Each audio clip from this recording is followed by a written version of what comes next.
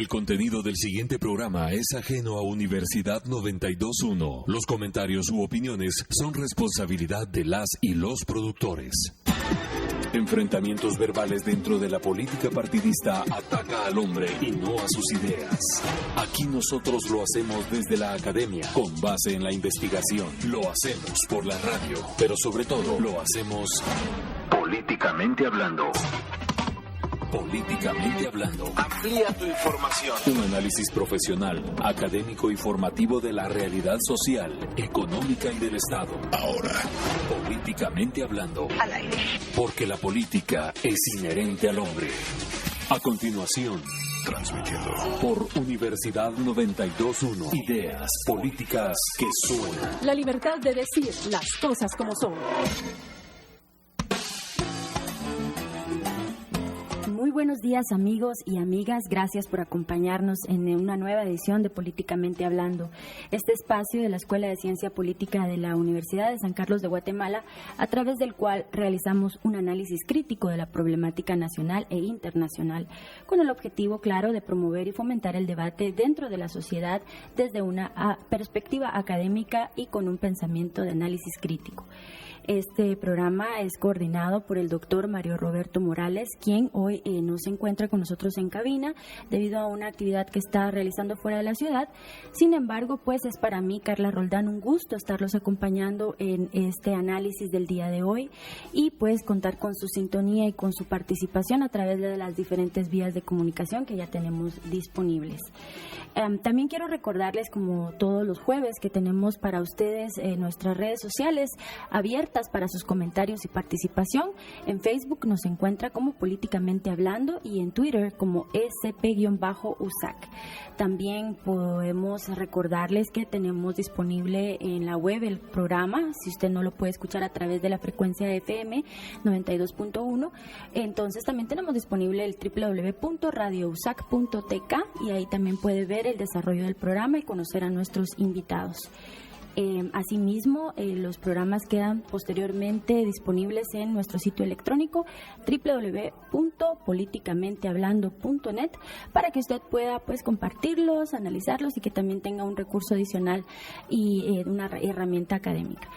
Muy bien, entonces el día de hoy, como lo anunciamos en nuestras redes sociales, estaremos hablando sobre la irrupción del movimiento campesino dentro de las manifestaciones pacíficas contra la corrupción y por la reforma del Estado.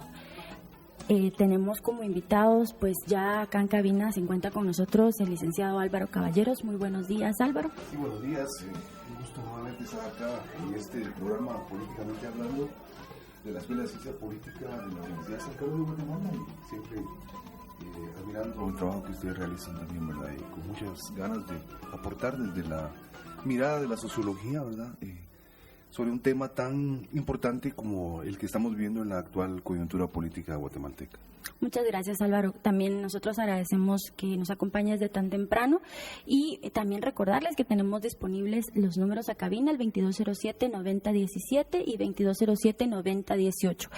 Próximamente también se estará acercando con nosotros Daniel Pascual del Comité de Unión Campesina y estamos dándole tiempo para que se integre el programa y si no, pues estaremos estableciendo una comunicación telefónica con él. Bueno, y antes de empezar, me gustaría hacer algunas reflexiones sobre todo el movimiento que se está llevando a cabo, las manifestaciones pacíficas que han tenido muy buenos resultados.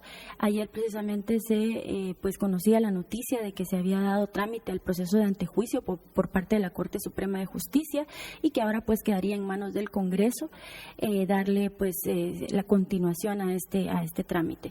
Sin embargo, pues como hemos venido analizando ya desde este programa y derivado de la serie de escándalos de corrupción develados por el Ministerio Público y la CICIG, la población indignada se ha manifestado fuertemente en contra de los funcionarios corruptos allegados y vinculados directamente con altos mandos del Ejecutivo. La manifestación del 25 de abril se caracterizó por la valiente presencia de guatemaltecos que manifestaban su repudio contra estos actos y demandaban la dimisión de en ese entonces la vicepresidente Roxana Valdetti. La convocatoria, pues en un inicio fue hecha por el movimiento Renuncia Ya, y esto abrió la posibilidad de que miles de guatemaltecos pues nos pronunciáramos y saliéramos del letargo en el que estuvimos sumidos durante muchísimos años. La afluencia fue principalmente de la clase media y el sector de estudiantes universitarios, a la cual se fueron sumando los movimientos campesinos e indígenas, tanto en el área urbana como en los departamentos. Entonces convirtiendo el mismo movimiento en un movimiento, como bien lo menciona el doctor Mario Roberto Morales, en un movimiento interclasista, interétnico e intergeneracional. Ayer, precisamente en su columna que le inventamos a leer en nuestro perfil de Facebook y Twitter, ahí también se encuentra este análisis. Que no puede ser, pues claro, de otra manera que en nuestro país se desarrollen este tipo de movimientos, ya que son las mismas características que nos llevan a los guatemaltecos pues a ser un país tan rico en su cultura y en su diversidad. A medida que han avanzado las manifestaciones espontáneas y que las demandas se enfocaban en un principio en demandas a corto plazo, como fue exigir la renuncia de la vicepresidente, el despertar de la conciencia crítica se ha transformado en exigir la renuncia del presidente y del vicepresidente electo por el Congreso. La depuración de los poderes del Estado, cambios estructurales, reformas reales, así también como el rechazo de la clase política actual. La participación de las organizaciones indígenas y campesinas indudablemente es un factor transformador en las manifestaciones por la experiencia de tantos años de resistencia, de organización y por el carácter mismo de las demandas, las cuales son históricas y aún no han sido resueltas. El 16 de mayo la protesta alcanzó su mayor afluencia de étnicas e interclasistas, que pues en mi parecer es una de las principales fortalezas de este movimiento y que puede pues generar muchos cambios que permitan la inclusión y el desarrollo de los sectores que perniciosamente han sido invisibilizados y criminalizados por parte de sectores poderosos a los que conviene al país que estos movimientos sociales pues permanezcan atomizados. El 20 de mayo personalmente me dio mucho gusto ver en redes sociales que parte de la población que normalmente está en contra de estas movilizaciones campesinas e indígenas apoyaba la causa y asumía con conciencia crítica las demandas de estos sectores y las legitimó como parte de un sentir nacional. Trasladándonos ya al 30 de mayo se dio un histórico reencuentro que contó con la participación de 650 integrantes de 88 delegaciones de pueblos, autoridades ancestrales, comunidades en resistencia, campesinos, mujeres, estudiantes, jóvenes, sindicalistas, profesionales y académicos, artistas, ONGs y defensores de los derechos humanos, unidos en la segunda Asamblea Social y Popular, en la cual formulaban demandas que se unen a las hechas ya por la ciudadanía y de las cuales estaremos hablando el día de hoy. El viernes se dio el primer ensayo para dividir a la población con bloqueos efectuados por pequeños grupos de manifestantes que aducían pertenecer a organizaciones campesinas y obrero-campesinas. Estas acciones fueron inmediatamente desmentidas por la directiva de estas organizaciones, dejando al descubierto una vinculación de estos pequeños grupos a intereses espurios del gobierno.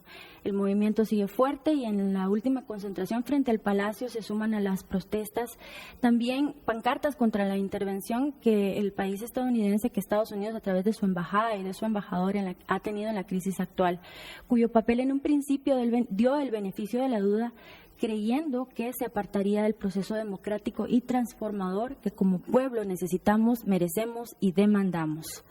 También a mi criterio sale afectada la CICIG, entidad a la cual varios sectores dimos nuestro respaldo y depositamos nuestra confianza para desmantelar estas redes de corrupción y que son parte del sistema pernicioso que tiene sumido al país en la pobreza, en el subdesarrollo y en el divisionismo. Hoy demandamos también los datos globales de las investigaciones que dieron origen a la crisis política e institucional actual.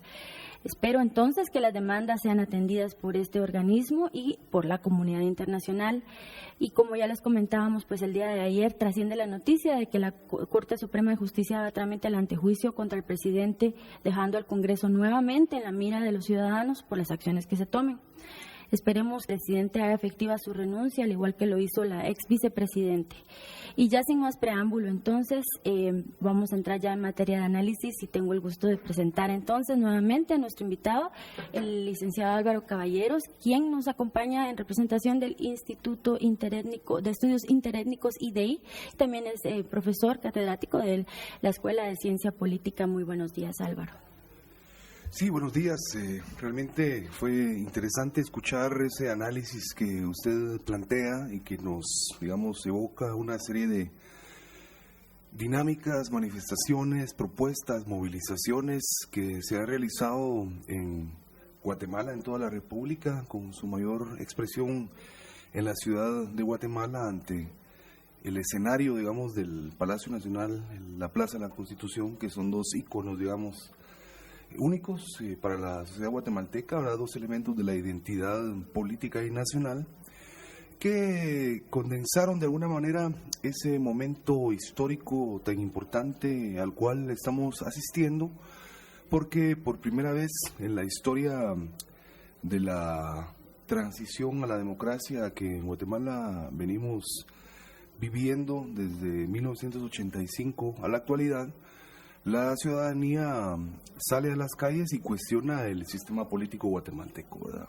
Dice aquí hay una crisis profunda, la cual ya no queremos aceptar más, la cual ya no toleramos más, y ponen el dedo sobre la llaga, digamos, de alguna manera, un sistema político que se ha caracterizado por, digamos, los componentes del sistema político son partidos políticos que en teoría deberían de ser los interlocutores entre la ciudadanía y el Estado, ¿verdad? Pero a la luz de la realidad, los partidos políticos en Guatemala no son eso, más bien son conjuntos, grupos, empresas, familiares muchas veces, ¿verdad?, que tienen los recursos, la ficha, la inscripción y el financiamiento oscuro muchas veces de sectores poderosos que comprometen de una vez la toma de decisiones políticas cuando se está en el poder. Entonces hay una gran debilidad en los partidos políticos, una ley electoral y de partidos políticos también, que es el segundo componente de lo que configuran el sistema político guatemalteco. Una ley que realmente fue elaborada a la medida de los intereses de estos grupos políticos, ¿verdad? Porque carece de una serie de elementos que logren regular, sancionar, establecer los mecanismos, etcétera, etcétera, de todo lo relacionado al proceso electoral, ¿verdad? Una institución débil relativamente, que ese es el tercer factor, digamos, partidos políticos, ley e institución. Un Tribunal Supremo Electoral que nunca se había ganado el respeto, digamos, de los partidos políticos. Un Tribunal Supremo Electoral que era tolerante a toda una serie de abusos, ¿verdad?, y distorsiones que se realizan desde los partidos políticos, y por lo tanto entonces llegaron a un punto de quiebre, llegaron a un punto de saturación y de ya no más, lo cual fue manifestado en las calles, en la ciudad de Guatemala, en muchas cabeceras departamentales en la República de Guatemala, y se pues conoció ese clamor generalizado de estar en contra ya de este sistema político, el cual pues ha sido representado por este tipo de funcionarios corruptos, ¿verdad? Un sistema político que de alguna manera justifica el orden establecido, que favorece las minas, las hidroeléctricas, un proyecto realmente que no beneficia a la población, pero que se sustenta en esa manera, digamos, viciada de un sistema político que produce leyes, formula políticas, las implementa, pero casi todas en favor de un sector poderoso económicamente, y pues yo creo que también eso ha sido facilitado por esa corrupción permanente que ha sido un signo, digamos, constante en este casi agotado camino hacia la transición democrática, ¿verdad? Entonces creo que estamos en un momento muy importante. Aún están las movilizaciones, aún está la protesta pública. Se espera que este sábado también nuevamente se retomen las manifestaciones, que aunado a esta noticia que usted nos decía de que procede el antejuicio contra Otto Pérez Molina, creo que está dando algunas luces, algunas señales que se pueden constituir en un momento importante para un cambio político en Guatemala, que definitivamente tendrá otros cambios económicos, sociales, para mejorar un poco este panorama desolador en el que estamos actualmente. Muchas gracias por el análisis, Álvaro. Y ya tenemos acá en cabina con nosotros a Daniel Pascual de El CUC. Él nos estará comentando entonces sobre el tema del día de hoy, ¿verdad? Que es el movimiento indígena y campesino en las manifestaciones pacíficas contra la corrupción y por la reforma del Estado. Señor Pascual, muchas gracias por estar con nosotros. Sabemos que es complicado por el ahora pero agradecemos mucho que esté en nuestro programa. Sí, muy buenos días. Muchas gracias. Efectivamente, sí.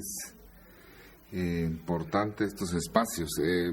Yo quiero tal vez enfocar un poquito la situación desde un punto de vista un poco más histórico, porque el tema de la corrupción y el tema de desfalco al fisco, en este caso a todas las redes de corrupción en la SAT, en las aduanas, etcétera, para nosotros como pueblos indígenas pues nos trae a la mente de que este país fue construido a partir no solo de la esclavitud de los indígenas en tiempos de la colonia, sino que del pago de tributos y de impuestos desde ese entonces. Me refiero a todos los tributos que se pagó a la corona española, y luego con la famosa y supuesta independencia, pues fue ya a los criollos y ya al sector, podríamos decir en ese entonces, terrateniente del país, y que de alguna manera también en esos dos ámbitos, o sea, es preocupante el sentido de que la población más pobre es la que paga más impuestos en este país. Me refiero a que, por ejemplo, todos los impuestos directos, pues es a la gente más pobre, no a la gente más poderosa económicamente, y de alguna manera podríamos decir que sigue existiendo esa forma de que los indígenas y campesinos son los principales que producen los alimentos en este país y que bajan a las fincas de caña, de café, de hule, de plátano, de cardamomo, etcétera, etcétera, ahora de palma, hay que decirlo claramente, de palma africana, para hacer producir la riqueza que se genera en nuestro país. Pero cuando esta situación se da del nivel de corrupción que no es hasta ahora, porque eso queremos nosotros decir, desde los gobiernos militares, de hecho surge una clase, digamos, lo que le llamaron una economía emergente, pero también podríamos decir que surge una clase militar económicamente poderosa que precisamente se basa en el robo de tierras en Petén, en la franja transversal del norte. Hoy también son empresarios de las empresas de seguridad, etcétera. Dinero que se robaron cuando ellos estuvieron turnándose en el poder a partir no solo de los golpes de Estado. Y hoy día, pues, hemos visto la cadena de corrupción que ha habido, hemos mencionado, ¿verdad? Si lo vemos retrospectivamente, pues vamos a ver que con el gobierno de la UNE, pues sucede lo del desfalco de los 82 millones en el Congreso. Es solo para poner unos ejemplos, porque habrán ejemplos mucho más graves que este. Con el gobierno del FRG, recordemos el desfalco que hicieron los militares, como el hijo de Ríos Montt, en el robo de más de 400 millones de quetzales en el Instituto de Previsión Militar. En el gobierno de Berchet todos supimos y se vio que la forma de desfalco, de robo, de corrupción que hubo, pues es desde un punto de vista lo que se decía, ¿no? Los de corbata, los de camisa blanca, las formas de cómo se ha corrompido, y no digamos con el gobierno de Portillo. Pero hay una cuestión mucho más grave de robo que creo yo que sucedió con Arzú, y es el robo de las empresas estatales del pueblo, del Estado, que privatizaron y por ende inicia toda una carrera, podríamos decir, de privatización y de política neoliberal en el país. Ahora, ¿por qué es tan importante este momento y este caso? Primero, porque todos y todas las guatemaltecas, guatemaltecos, indígenas, no indígenas, todos sabemos y hemos escuchado en voz alta de que la corrupción y la impunidad está imperante en el Estado. Pero ¿por qué es necesario el papel de un organismo como la CICIG para que nos indignemos. Yo creo que es que nosotros los guatemaltecos, como quien dice, tenemos que ver como ha sucedido, ¿verdad? Tenemos que ver el cadáver enfrente para creerlo o para hacer algo. Y eso es muy malo, porque entonces lo que ha venido a hacer la CICIG es encontrar las pruebas, los datos y hacer las investigaciones para que todos los guatemaltecos, incluyendo las autoridades, tomen cartas en el asunto. O sea, a partir de una investigación nos indignamos, pero ya sabíamos que había corrupción. Ha sido a gritos y hemos visto los distintos casos.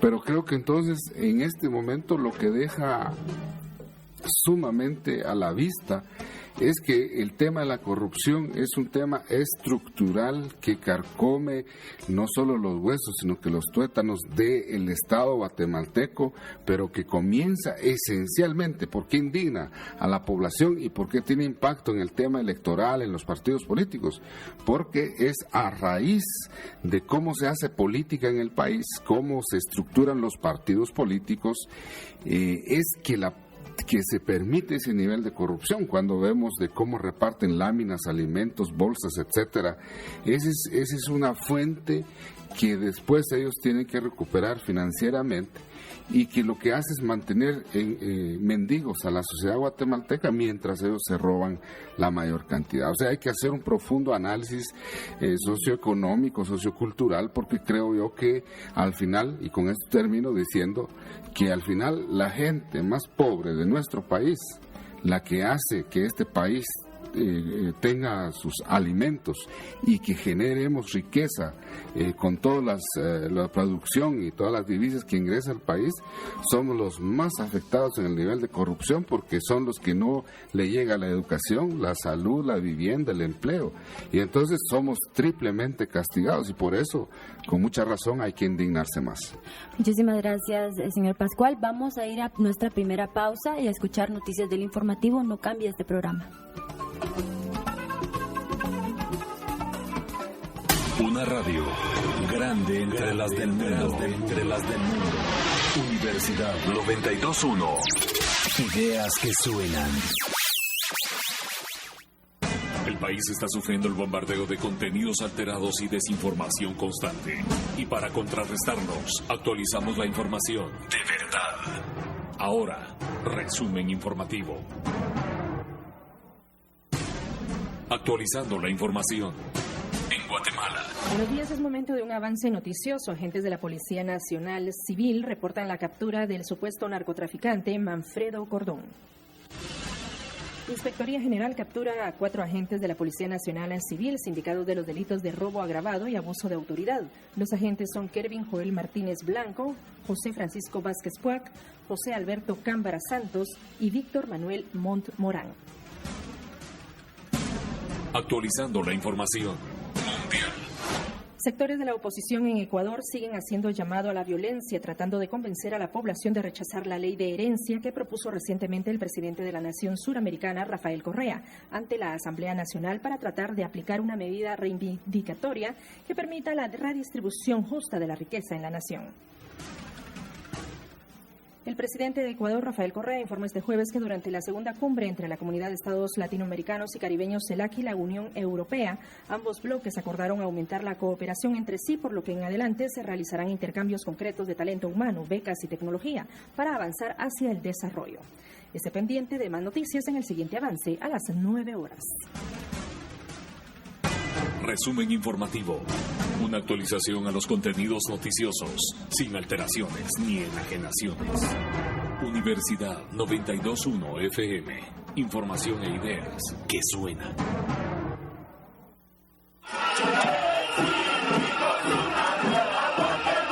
En junio comenzó a caer la dictadura.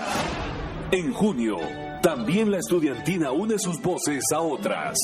Mandolina, concertina, guitarra, canto, tambor y tololoche surgen de la noche en recital Vida y Tiempo.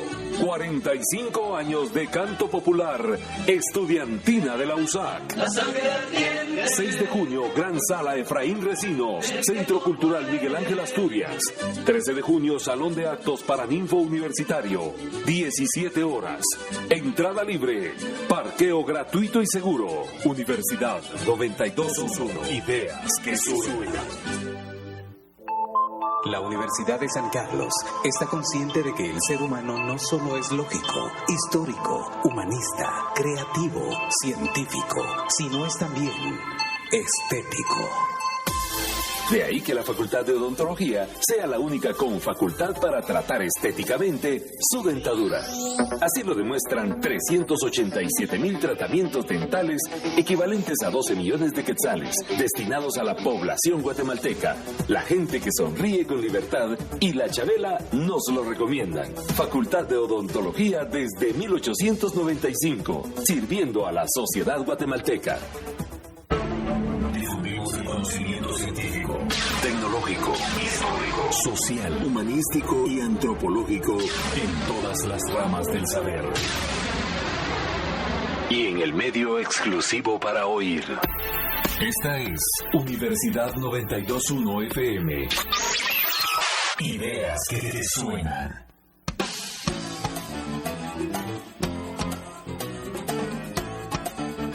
Muy bien, amigos, estamos ya de vuelta a este programa en la segunda fase. Estamos hoy conversando con el licenciado Álvaro Caballeros del Instituto de Estudios Interétnicos IDEI y con el señor Daniel Pascual, representante del Comité de Unidad Campesina CUC. Estamos hablando entonces sobre los movimientos campesinos e indígenas en las manifestaciones pacíficas, sus demandas históricas, también pues ahora más recientemente contra la corrupción y por la reforma del Estado.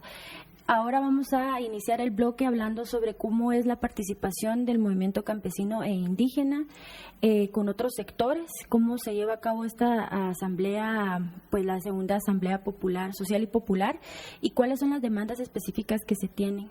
Por favor, señor Pascual. Gracias. Sí, bueno, antes que nada decir que, como ya bien lo decía usted, el movimiento o los pueblos indígenas y sus movimientos, porque ha tenido distintas facetas del movimiento. A veces se expresan más las organizaciones, luego tal vez más los pueblos, luego tal vez sus autoridades ancestrales, etcétera. Digamos, en primera instancia, en ese proceso histórico de lucha y de resistencia, que hay que enfocar un poquito a los radioescuchas. Cuando hablamos de resistencia, lo que ha sucedido es que se nos impone un Estado, este Estado que es corrupto, impune, que hoy lo estamos analizando, pero también es racista, es discriminador, es opresor, y muestra de ellos las leyes del país, la Constitución y leyes específicas. Pero también se le ha negado toda una serie de derechos económicos, sociales, desde el derecho a alimentarse, el derecho al trabajo, la educación, la salud. Entonces, por eso hablamos siempre de una resistencia permanente. O sea, no es una visión alocada, trasnochada, como muchas veces se dice, es que esta gente no tiene trabajo, que vaya a buscar trabajo, porque se anda protestando siempre, ¿verdad? Y entonces eso es lo que quiero decir, porque la lucha entonces ha sido constante. Por ejemplo, hubo un escenario en el marco de la guerra, que hubo de alguna manera, hubo todas las energías que nos unificaran con el movimiento sindical, popular, estudiantil, la anterior a AEU, no la de ahora, antes de la AEU, el Frente Estudiantil Robin García, posterior a la AEU, pues también hemos seguido con contactos y relaciones con EPA, con distintas formas de movimiento en la universidad que creemos nosotros que son válidos. Lo que quiero decir con esto es que nosotros siempre hemos querido y siempre hemos buscado la unidad entre los distintos sectores, porque los cambios sociales no se han podido dar. Si uno retrocede a los años 60, 70, las condiciones económicas se mantienen, la exclusión también, a pesar de que hubo una guerra y la firma de los acuerdos de paz. Entonces yo creo que hay que analizar un poco a esta luz, por supuesto que no da tiempo profundizar, pero decir que entonces en esta coyuntura, en este momento, podríamos decir que esta coyuntura donde resalta la corrupción, la impunidad, encuentra de todos modos, está encontrando a varios pueblos en resistencia, pero ahora en contra del extractivismo. O sea, hay decenas de formas de protesta pacífica, como la Puya, como San Rafael, Varías, el Polochic, Petén, la Laguna del Tigre, todo un nivel de resistencia que hay al extractivismo, ya sea de palma africana, de petróleo, de explotación minera, de oro, zinc, níquel, hierro, cobre, etcétera. Y podríamos decir también que ha encontrado a un pueblo que ha hecho más de 80 consultas comunitarias exigiendo el pleno respeto a los derechos de los pueblos indígenas, derechos colectivos, y a la no destrucción y contaminación de los recursos naturales. También eso ha llevado a una represión agresiva, como vimos el año pasado. Fue muy grave la situación. O sea, me refiero, por ejemplo, a la muerte de 3 campesinos en Samocoche, en Cobán Alta Verapaz, en una ocupación militar de más de 700 elementos del ejército y de la policía durante 3 días, la masacre en San Juan, Zacatepeques, y los estados de sitio en San Juan, Zacatepeques, los estados de sitio en San Rafael, las Flores, y también en Mataquescuintla, en Varillas, etcétera. Entonces encontramos que hay una constante protesta y movilización. Entonces ahora lo que podríamos decir es que este estado que está regalando, bajo corrupción de alguna manera también, entregando los recursos naturales, este hecho como que potencia las luchas, porque hace ver que no solo están entregando nuestros territorios y vendiéndolos,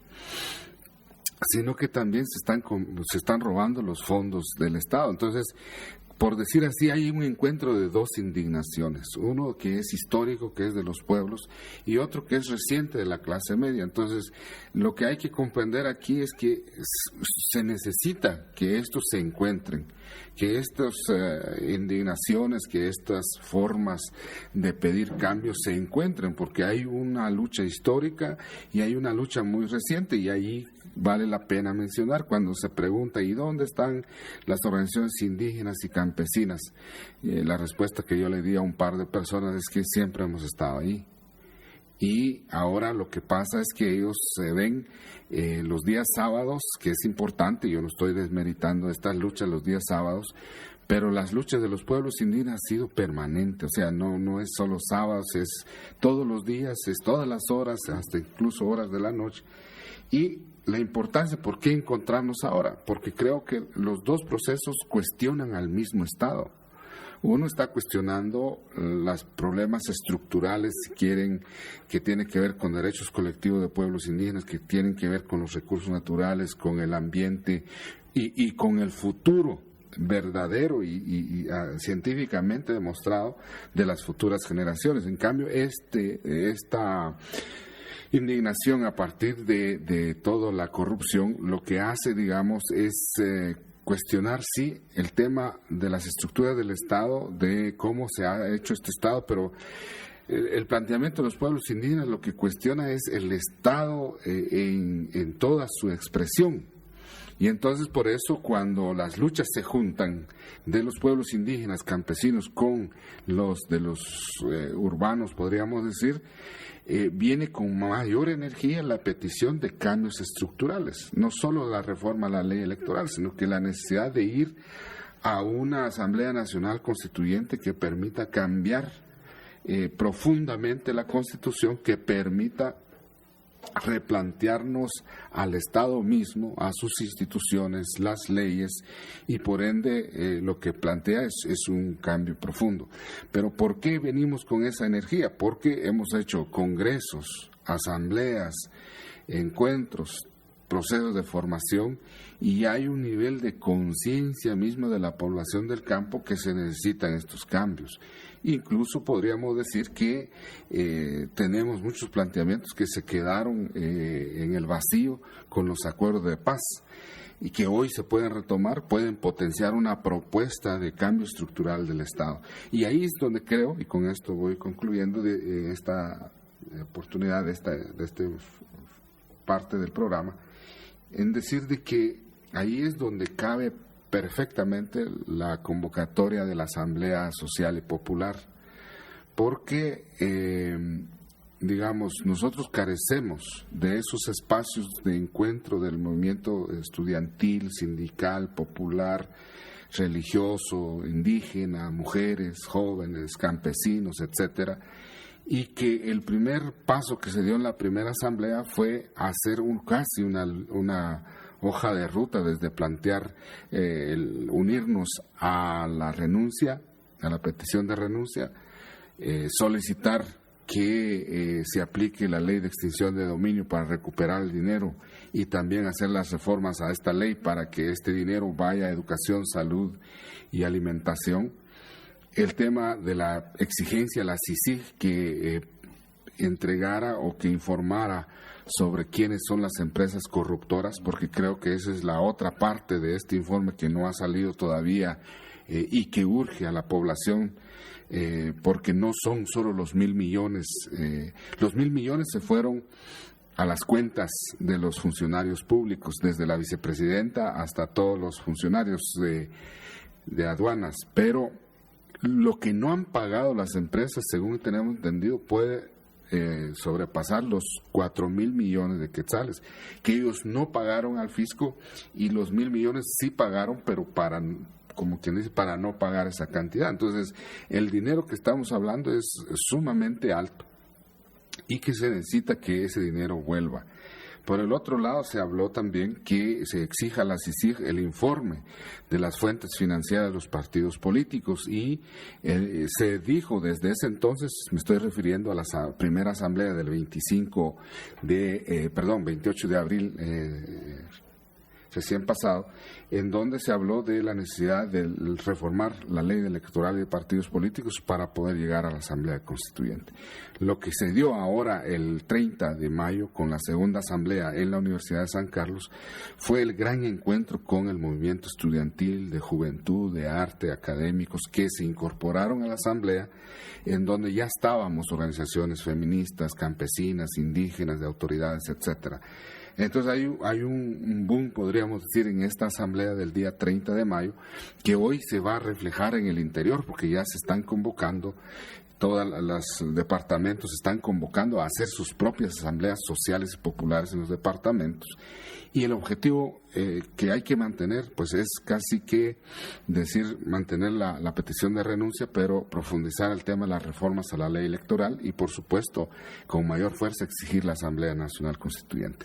Bien, bueno, estamos llegando a nuestra segunda pausa. Vamos a regresar con el análisis de Álvaro al respecto. También algunos temas que no queremos dejar aparte, y es como el papel precisamente de la CICIG que usted mencionaba, lo que se le manda, pero también el papel de la Embajada de Estados Unidos, así como cómo estas propuestas se están pues concatenando con otras, como la plataforma de la USAC o en otras entidades. Así que no cambie, este análisis sigue y lo esperamos.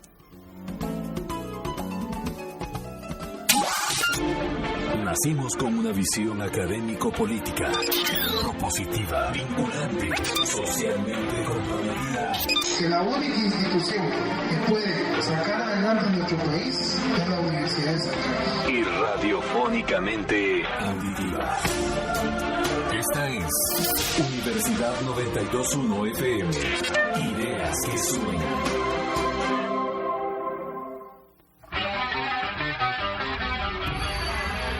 Cuando nos dijeron que había que callar, cuando quisieron apagar nuestras voces, cuando nuestra música fue apresada, en ese momento nosotros tomamos el control del espectro radial y creamos una frecuencia clandestina. Un espacio abierto para transmitir toda la cultura del rock con los mayores exponentes del metal. Recibe una intensa descarga de sonidos todos los viernes a partir de las 20 horas, solo por el 92.1 de Universidad. Ideas que suenan. El voto es secreto, pero la democracia debe ser transparente. Ven y contribuye a fortalecer la democracia y el Estado de Derecho en el país como observador sancarlista en las elecciones generales 2015. Solo necesitas ser estudiante de la Universidad de San Carlos e informarte en tu centro universitario o en www.observatorio.usac.edu.gt por unas elecciones libres y transparentes. Observatorio Democrático de la Universidad de San Carlos de Guatemala. Una radio para ir y enseñar a todos. Universidad 921. Ideas que suenan. Y bien, amigos, estamos ya de vuelta a la última fase del programa, hoy conversando con Álvaro Caballeros del IDEI y con el señor Daniel Pascual del CUC. Estamos conversando sobre los movimientos campesinos e indígenas y acerca de esta, pues, en su relación que hay, su participación en las manifestaciones pacíficas contra la corrupción y por la reforma del Estado, así como las demandas históricas que bien nos hizo ya el análisis el señor Pascual. Pero ahora, Álvaro, para regresar, vamos abordando todos estos puntos que les mencionaba. ¿Cómo es entonces este análisis que tú haces en relación a las manifestaciones? ¿Cómo se integran estos movimientos? ¿Cómo se integran con otras propuestas de reforma? Y también, pues, el papel de los actores externos que se han involucrado y en esta crisis, ¿verdad? Y han dado paso y origen a la misma crisis. Sí, yo creo que estamos asistiendo a una nueva manera de hacer la lucha y la protesta en Guatemala, ¿verdad? En esta coyuntura hemos sido testigos de cómo en la Plaza de la Constitución, por mencionar un caso, se han dado una serie de unidades. Por ejemplo, se hablaba de un movimiento de interclase, un movimiento interétnico, intergeneracional, en donde jóvenes, niños, mujeres, ancianos, todos los sectores prácticamente han salido a las calles a manifestar. Hemos transitado ya, luego de más o menos 7 u 8 semanas de movilizaciones continuas, que tiene su punto de confluencia en esta nueva ágora, por decirlo así, esa nueva plaza en donde se discuten temas políticos, ¿verdad? En donde ha habido cierto rasgo de horizontalidad, por decirlo de esa manera. En las primeras manifestaciones no había un dirigente, no había una plataforma, una única plataforma, ¿verdad? Sino que uno va al parque y encuentra ahí diferentes espacios en donde, a través del arte, la música, la creatividad, que ha sido otro elemento muy importante, ¿verdad?, ha sido muy espontánea, en el sentido de que no hay un sector que esté detrás movilizando esto, y que también poco a poco ha ido tomando ciertos rumbos más específicos, ¿verdad? A estas alturas ya podríamos decir de que hay diferentes escenarios, diferentes momentos. Está la propuesta de fondo que planteaba Daniel Pascual anteriormente, ¿verdad?, que es la que emana de la Asamblea de los Pueblos, que se realiza allá en la Universidad de San Carlos de Guatemala, y que también se constituye en una nueva alianza estudiantil y campesina, ¿verdad? Yo tuve la oportunidad de estar allá ese sábado en la universidad, tuve la oportunidad de ver también las fotografías que estuvieron movilizándose en el Facebook, ¿verdad? Y la verdad que era muy, muy emotivo, muy interesante ese encuentro nuevamente entre estudiantes sancarlistas y de otras universidades también, que eso es un elemento novedoso, y el sector indígena y campesino. Ahí realmente se restableció una nueva alianza de aquella histórica que siempre mantuvimos, ¿verdad?, entre el estudiantado y el campesinado, ¿verdad? Y creo yo que en efecto se constituye en una señal importante, en una señal oportuna de que nuevamente los sectores, las fuerzas vivas del país están situándose en un nuevo camino, en una nueva búsqueda, ¿verdad?, y en un contexto en donde el movimiento prácticamente está fortalecido y consolidado. Lo que viene aquí ya es más importante de destacar, es de que hay 2-3 escenarios. Por ejemplo, un escenario que plantea prorrogar la fecha de las elecciones, cancelar, digamos, este proceso, porque este proceso electoral básicamente lo que hace es garantizar nuevamente que se inicien las cosas tal como se venían planteando. Es decir, se corre el riesgo de que este movimiento entonces se quede sin la fuerza, digamos, lo aproveche la clase política nuevamente, ¿verdad? Porque es la clase política la que está viendo de alguna manera cómo capitaliza esto.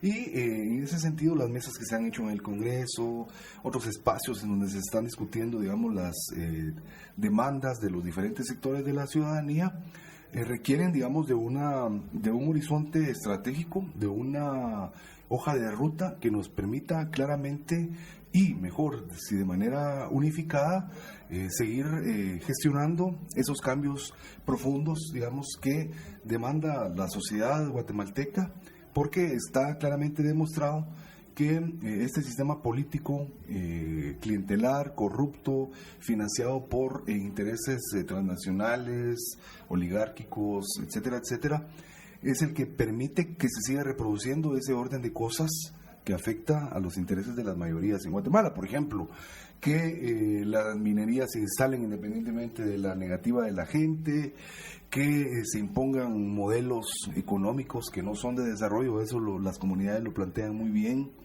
que se mantenga el sector rural y campesino en el abandono, como se han mantenido, a pesar de que es a través de la agricultura la que se garantiza el suministro alimentario de la población, pero también es la fuerza de trabajo campesina la que garantiza la zafra, el corte de café, es el mismo sector rural el que emigra a los Estados Unidos. Entonces, si vemos cuáles son las dos principales actividades económicas en Guatemala, se podría decir que es el trabajo temporal agrícola, que incluye a migrantes internos y la migración internacional también. O un sistema político, por ejemplo, que permite que empresas palmeras hagan lo que quieran con el territorio indígena. Por ejemplo, vemos lo que está pasando en el río La Pasión. Es increíble ver la cantidad de peces, de esa diversidad de fauna que hay allá y que está siendo totalmente lapidada porque el sistema político permite que esos empresarios hagan lo que se les dé la gana y no se les castigue efectivamente como requiere. Por lo tanto, entonces, al plantear cambios profundos, al cambiar este sistema político guatemalteco, yo creo que se estarían perfilando las posibilidades para ir logrando mejoras de fondo para el campo, para la ciudad, para la educación, para la salud, ¿verdad? Es vergonzoso, por ejemplo, que durante todo el gobierno de este partido, pero el anterior, todo el sistema de salud ha estado en la calle de la amargura, ¿verdad? Sin medicinas, sin médicos, sin hospitales suficientes, ¿verdad? Entonces ya es tiempo de darle un alto a esto, ¿verdad? Y creo yo, estamos viviendo un momento oportuno, un momento de quiebre de ciertas coyunturas políticas en el país que debemos de seguir respaldando, ¿verdad? Yo creo que ahí también vale la pena mencionar el papel que la Universidad de San Carlos nuevamente está teniendo, ¿verdad? Al salir a las calles junto con la ciudadanía, con los estudiantes, ¿verdad? Al liderar ciertas mesas de trabajo también, ¿verdad? Y al buscar nuevamente el papel histórico que la Universidad de San Carlos siempre ha tenido a la par del movimiento campesino, del movimiento sindical auténtico, ¿verdad? De obreros, de trabajadores, porque también estamos asistiendo al inicio, digamos, de un proceso de manipulación de las dinámicas de protesta que se están dando, de división y de confusión. Entonces hay que estar atentos, hay que estar alertas, sobre todo con este tipo de liderazgos cooptados por el gobierno, ¿verdad? Campesinos, indígenas y magisteriales, digamos, que ahora están saliendo a las calles supuestamente a demandar cambios también más de fondo, ¿verdad? Sí, Álvaro, interesantísimo. Como tenemos ya poco tiempo, me gustaría también preguntarle al señor Pascual acerca de esta apreciación que él tiene sobre los sectores que se involucran en torno a las elecciones próximamente, pero también que nos comente cómo ve usted estos movimientos que hicieron precisamente el 5 de junio y que se están pronunciando, como decía Álvaro, amenazando de cierta manera, ¿verdad?, de llevar ciertos protestas para afectar al mismo movimiento. Me gustaría que nos comente cuál es la postura del movimiento campesino e indígena al respecto. Sí, yo creo que lo que hay que tomar en cuenta es que en cierto momento de las movilizaciones que surgieron desde el día 25 de abril, que fue la fecha que puede colocarse de arranque de esta jornada ciudadanas de movilización, lo que yo podría rescatar ahí es que hubo intención de la derecha recalcitrante y en este caso del CACIF y de las agrupaciones que tienen, como los conocidos Camisa Blanca, de tomar control de estas movilizaciones. Afortunadamente no fue así, no ha sido así. Recordamos que ese día 25 pues se expulsó casi de la plaza a un nefasto personaje, Ricardo Méndez Ruiz y otros grupos. Pero es importante, eso es lo que nos dice, es una pauta, ¿verdad? Que el sector empresarial, como lo hizo en el golpe de Estado con Cerrado Novelillas y otros casos, que sí tomaron control de las movilizaciones e impusieron la agenda y concretaron su objetivo para acomodar otra vez la institucionalidad del Estado para mantener el status quo. En este momento creo que hay que analizar que ese primer momento de movilización permitió que la ciudadanía tomara control de las protestas. Segundo paso, la evolución de las, no solo consignas, sino que de los planteamientos. Yo comparto de alguna manera que fue diverso, plural, esas protestas, se llegó, pero evolucionó el discurso, evolucionó el planteamiento.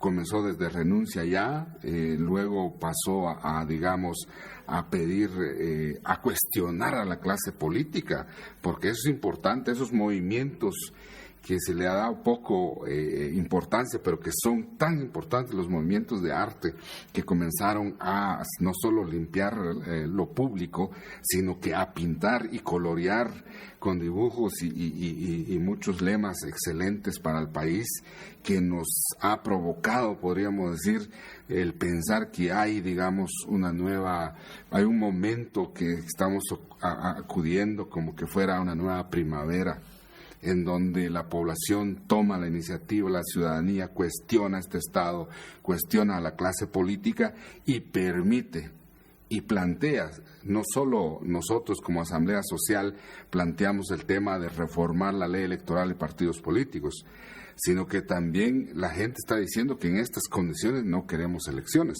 Entonces hay un cuestionamiento a los distintos partidos políticos, hay un cuestionamiento al Estado, a las leyes actuales, que creo yo que es la gran diferencia de otros movimientos que hemos visto en poco tiempo. Eso nos está permitiendo decir que algunos se van a bajar del carro de las protestas, porque algunos solo querían que renunciara la vicepresidenta, porque con la renuncia de ella, y fue pensado así, que con que ella renunciara, las protestas iban a bajar, pero cuando se dieron cuenta que no fue así, se mantuvieron. Entonces, por eso tambalea el presidente en este momento. Y ahí es la actitud, digamos, intervencionista del embajador de Estados Unidos, al ver que está tambaleando el presidente Otto Pérez Molina, un cuadro que ellos protegieron durante la guerra, y también comenzaron a buscar los cambios, los acomodos. O sea, el hecho que han llevado a Alejandro Aguirre a vicepresidente no solo era la sustitución de la vicepresidenta, sino que es preparar el segundo paso eventualmente si cae Otto Pérez Molina. Y eso es lo que hoy estamos viendo. Entonces, ¿qué es lo que pasa? La DEA, cuando renuncia el ministro de Gobernación y la DEA influye la embajada para que, digamos, la aliada directa de ellos asuma la gobernación, entonces no solo estamos viendo una intervención del embajador de Estados Unidos, sino que hay una intervención de la DEA al poner a uno de sus aliados en el Ministerio de Gobernación, pero también todo el financiamiento que vino a ofrecer el vicepresidente de Estados Unidos meses atrás, hace ver que sí hay una intervención mucho más grande, que Estados Unidos no quiere que caiga este gobierno.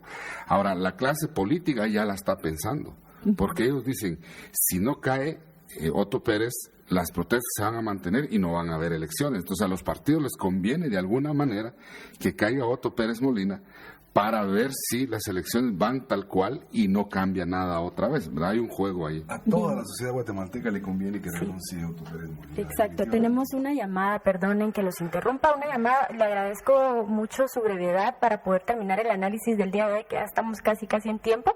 Muy buenos días, ¿cuál es su nombre? Muy buenos días. Con mucho gusto, mi nombre es Walter Gómez. Tuvimos la chance de saludarnos ayer por la noche en el foro que hubo. Sí, es cierto. Hola, Walter. Mucho gusto. Bueno, rapidito.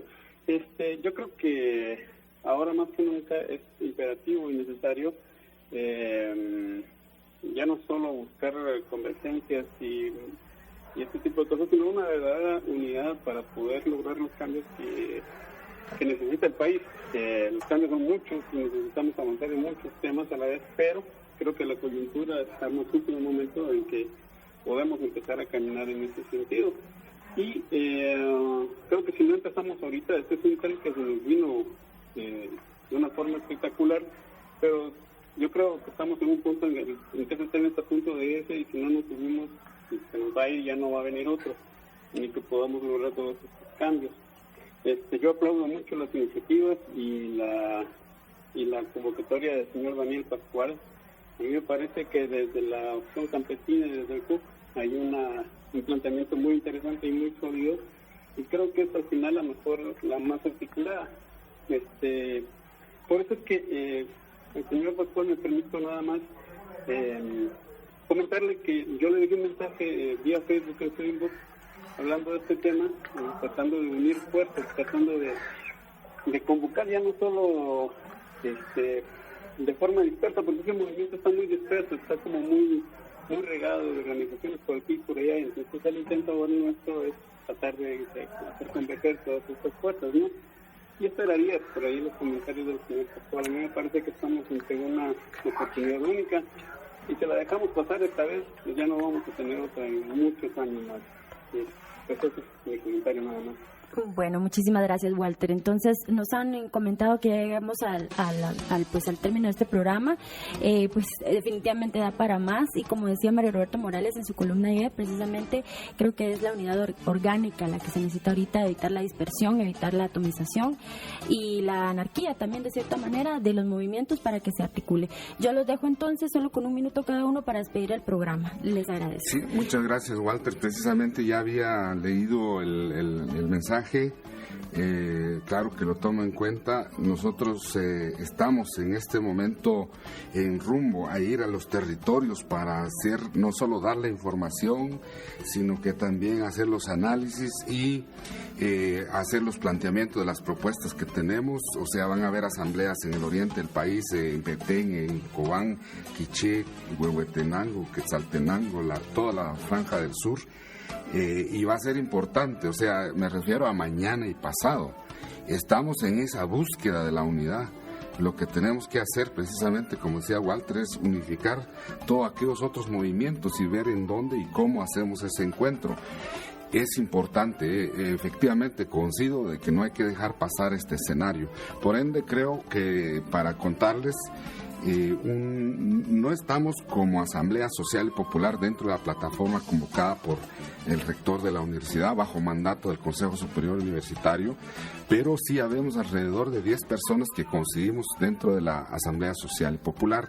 Lo que estamos buscando entonces es que no solo articular los movimientos y tener energías, sino que avanzar en la construcción de propuestas. Hoy mismo tenemos un taller con varios expertos para hablar del contenido de las reformas y lo que posiblemente pueda suceder posterior, que es la Asamblea Nacional Constituyente, para comenzar a preparar todo el contenido.